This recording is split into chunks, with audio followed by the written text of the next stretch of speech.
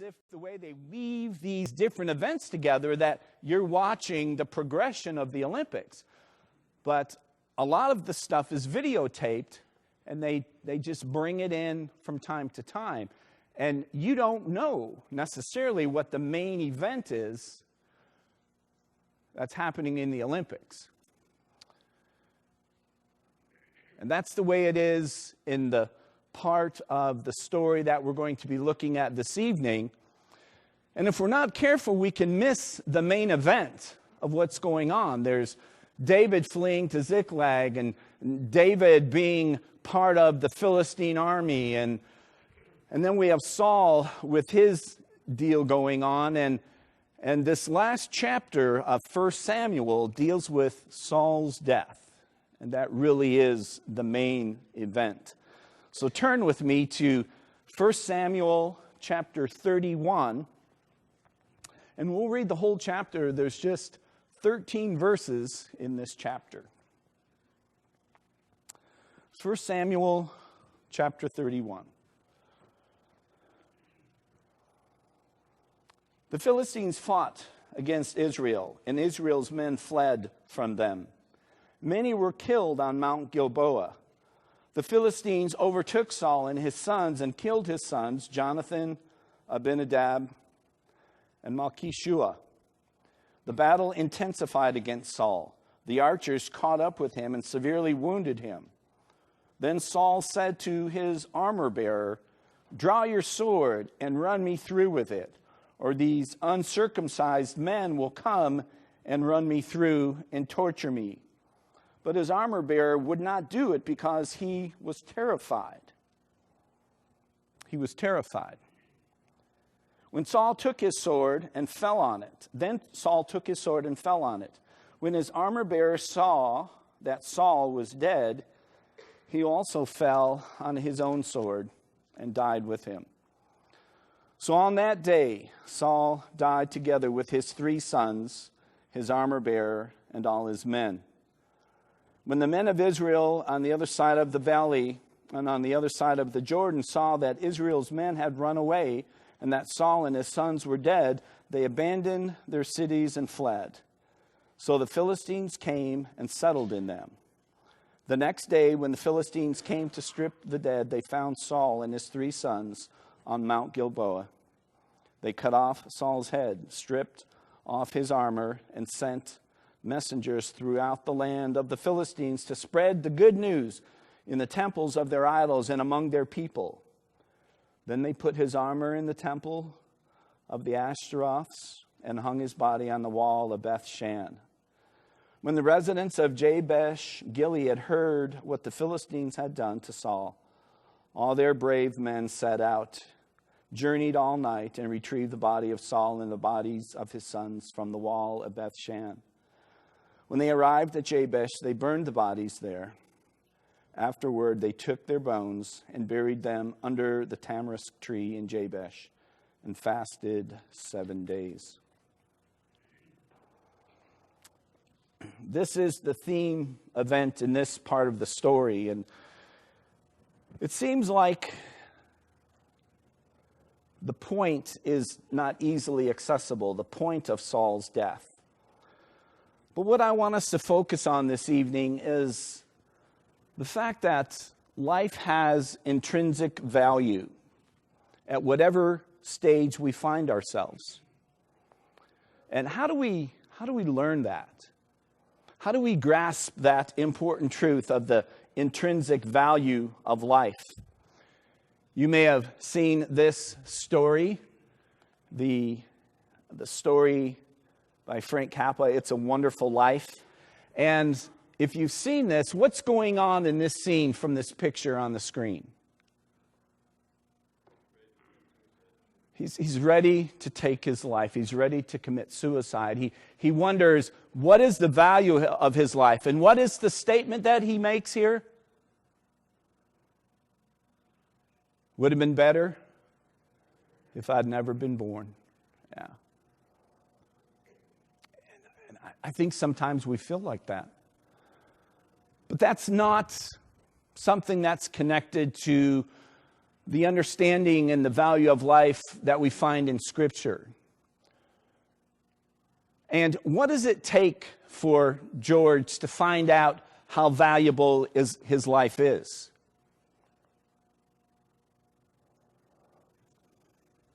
He sees what life would be like without him. And it's a wonderful story. And it's a true-to-life story. And if we could all see how much of an impact we make in the lives of other people, perhaps we would have a completely different view of life and of death. It should be more like this, where he has come back to his present time, and all of the things he's familiar with are back. His life is back. Everything that's important to him is back. Everything that is significant is back. And he gets the value of his life. He understands the intrinsic value of life. And so how do we learn that? In our story, it seems that Saul never really does understand, because he operates from this perspective: life on my terms. Life on my terms. And this is pretty important to understand, that if I live life on my terms, I'm probably going to look at death the same way. However I feel about it, what is convenient to me, what I think about it. When Saul makes his important decisions in life, he appears to be a fairly young man. He reigns as king for 40 years. And we're not told of the chronology, but a lot of the things that set the pattern for his life happen early on, it seems. And at this point, he's young and he's strong. And he's in control. And he thinks he can call the shots. He designs his life and lives his life on his own terms. And when we live life on our own terms, we're going to miss the value of life. Because we won't pay attention to what's going on around us. All the misery, all the conflict, all of the stress that must have been going on in Saul's life at this point. At some point, did he not say, hey, life could be different? Life could be without all of this stress. And that doesn't mean that life is stress-free, because we know that's not true. But we create for ourselves a life, a lot of stress, because we approach life on our own terms, instead of looking at life from God's terms. How much suffering in the world could we alleviate if God's people would do God things God's way? And you could probably say a lot of suffering. If you've lived life on your own terms for a period of time and then become a sold-out Christian, I don't mean, sitting in the pew just on Sunday sort of Christian, but a sold-out Christian, and you begin to live your life according to God's ways, you're going to see the difference between a life of stress and conflict and a life that has meaning and value and understanding. Sometimes we don't see that. Sometimes we think this is the way it is and it doesn't change, but it does change. God doesn't intend for us to live in conflict and stress. He intends to deliver us out of that conflict and stress if we would only do things His way. If God's people would do God things God's way. And when you put yourself in God's way, when you put yourself in God's path, things change. And that's where there's this alleviation of suffering and pain. That doesn't mean there's no suffering and pain. It just means there's a whole lot less. There's a whole lot more peace. There's a whole lot more perspective. And it's because God intervenes in our lives in what the Bible and what we call providence. That God provides protection for us. And he does it in this situation. This thing that we read about here, the story of Saul's death. David was supposed to be there, right? From what we learned, David was the bodyguard of Achish, the king of Gath. He was planning to be at this battle. Who knows what would have happened if he had been there? Probably after they had annihilated the armies of Israel, they would have turned on David because he was in the rear guard of this Philistine army. We don't know necessarily, but he would have been there. If David had his own way, he would have been there. And so God, through his providence, through the advice of pagan kings, does God ever operate that way? Through the advice of pagan kings, David leaves the battle, or the future battle. He leaves the army and he goes back to his home, and it's just in time because the Amalekites had come and burned down his town and had kidnapped his family and had taken all his stuff. That's an example of God's providence. A lot of suffering, a lot of struggle, a lot of heartache. David might have died in that battle. That might have been the end of David's life had he gone through that battle.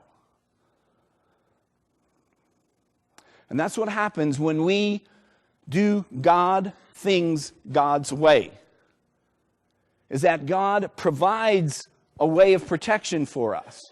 And that alleviates a lot of the problems that humans have when they turn away from God's way. And because of that, because of God's providential care in our lives, we remember our Creator.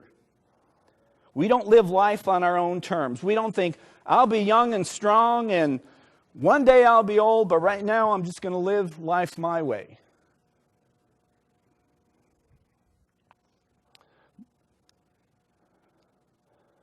The writer of Ecclesiastes says, remember your Creator in the days of your youth. I say remember your Creator every day, at whatever stage you are in life. And that's because it gives us the understanding of life on God's terms. Life is significant to those who choose life on God's terms. It's a whole completely different way of looking at life. And I wanted us to take a peek back at Genesis chapter 9, verses 1 through 7. This is an important passage in understanding what God thinks about life. Some have said that this is the first human ordinance that was given to humanity that was recorded.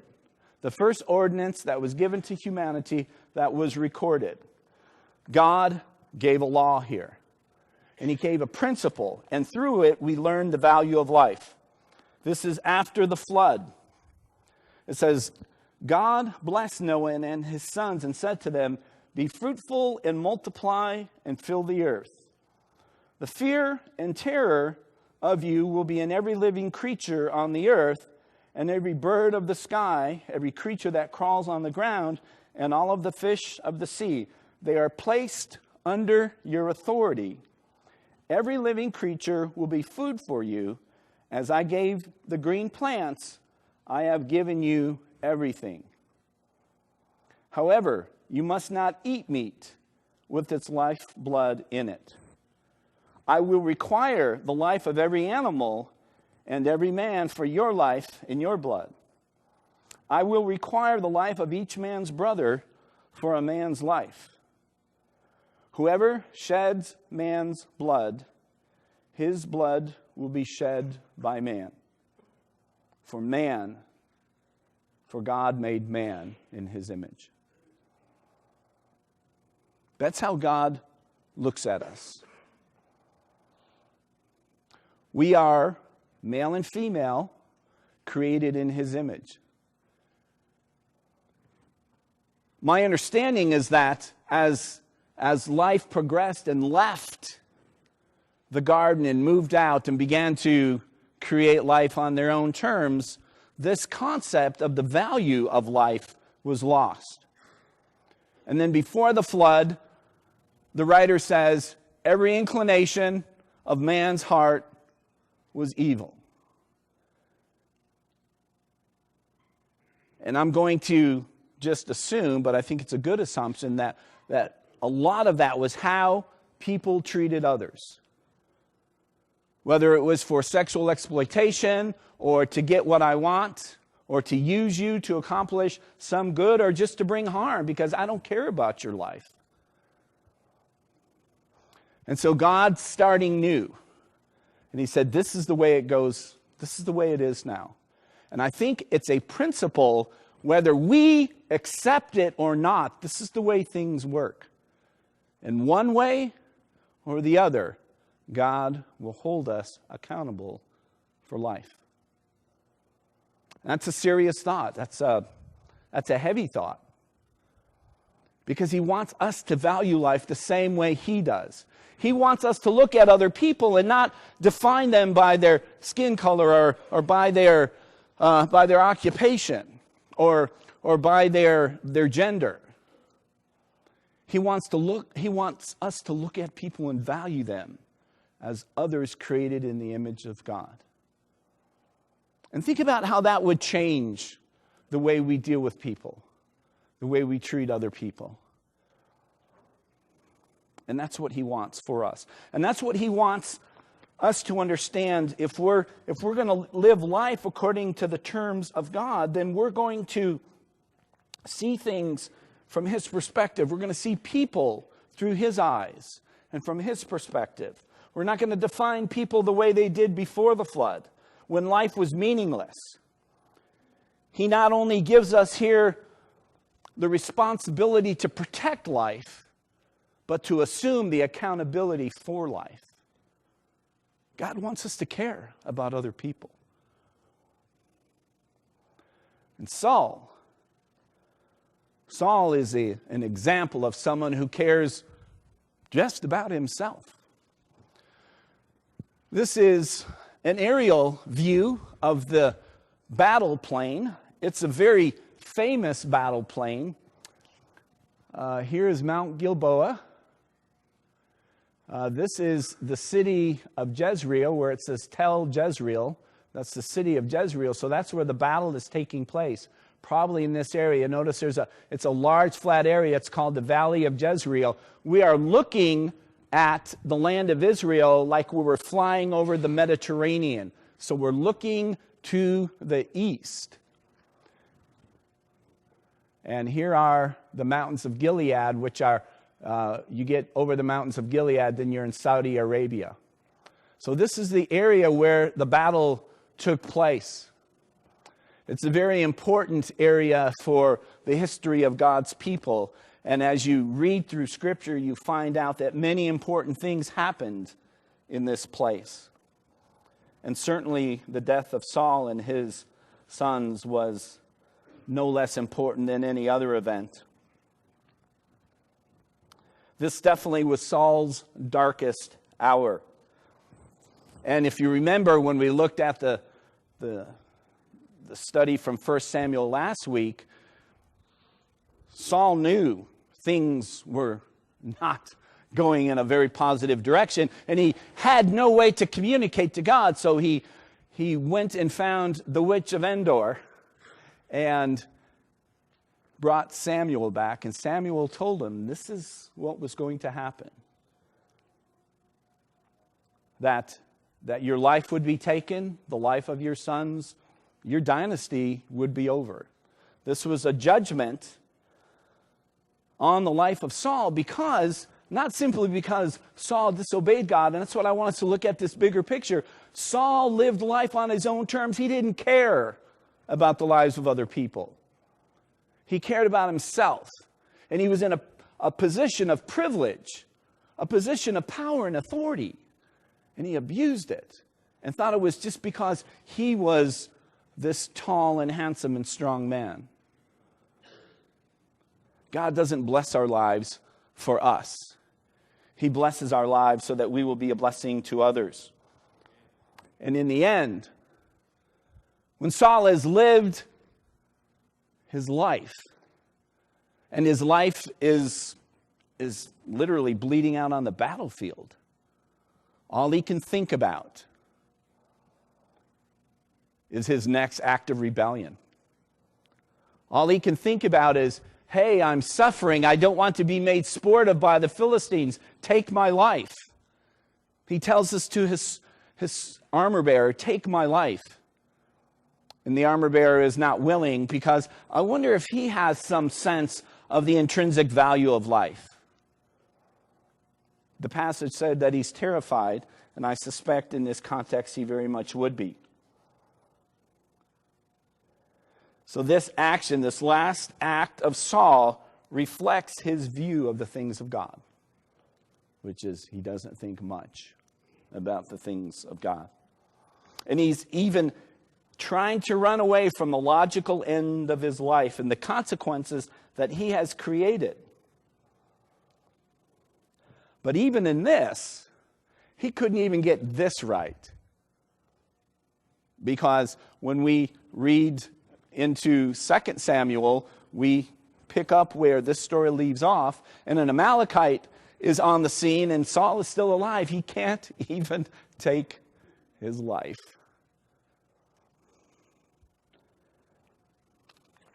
And that's because death and life will always be on God's terms.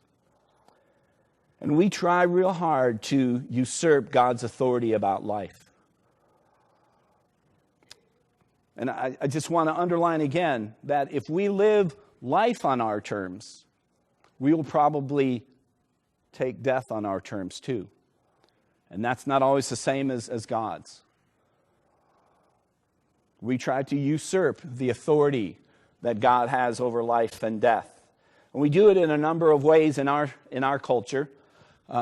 We use abortion, which is the taking of an unborn life. Murder, the unlawful premeditated killing of one human being by another. Suicide, the act or instance of killing oneself intentionally. Assisted suicide, the act of killing oneself intentionally with the assistance of another who provides the means and the knowledge. And euthanasia, which is the taking the life of another without their request or consent, just simply because we think it's the best. It's the good death, the best thing to do. And there are a lot of movements. There's a lot of discussion about these. But if you begin with Genesis chapter 9, you're going to look at all of these issues from a different perspective. You're not going to look at life from simply like Saul was, from his selfish perspective. I'm in pain, take my life. I don't want to be made sport of. I read one thing, it said he was willing to live like an uncircumcised Philistine, but he wasn't willing to die at the hands of an uncircumcised Philistine. Saul is trying to call his shots. But when you assume authority over death, it's not long until one assumes the authority over life.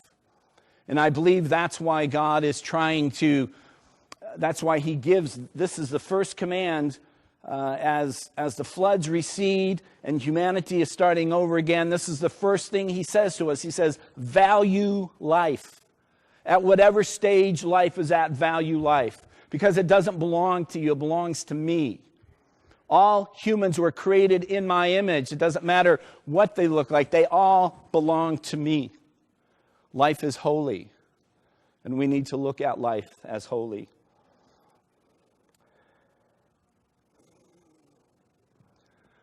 Sanctity of life is really what we're talking about here. The sanctity of life is the idea that life at whatever stage is sacred or holy, belonging to God as a gift to us.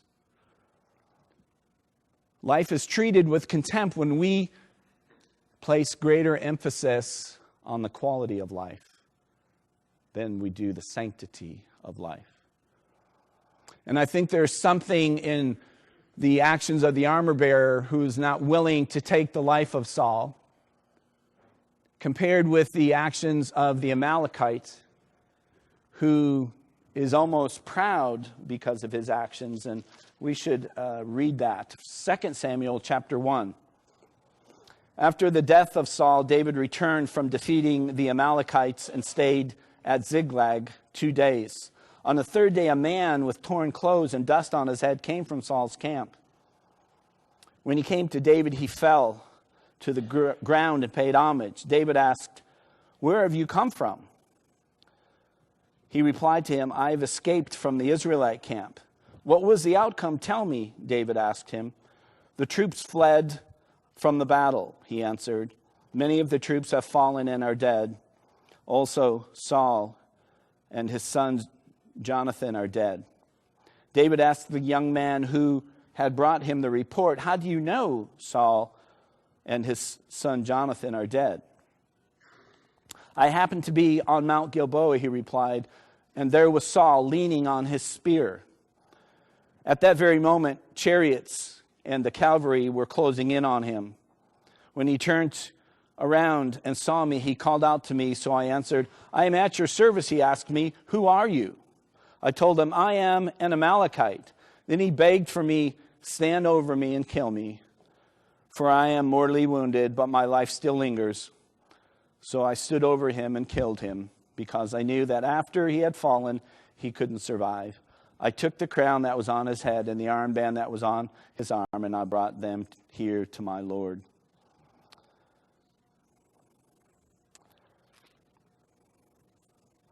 The Amalekite would not have had the same values that the people of God would have had. And so it is not a coincidence that Saul is killed at the hands of the Philistines by the hand of an Amalekite. And it's almost a kind of poetic justice. Saul is reaping what he himself has sown.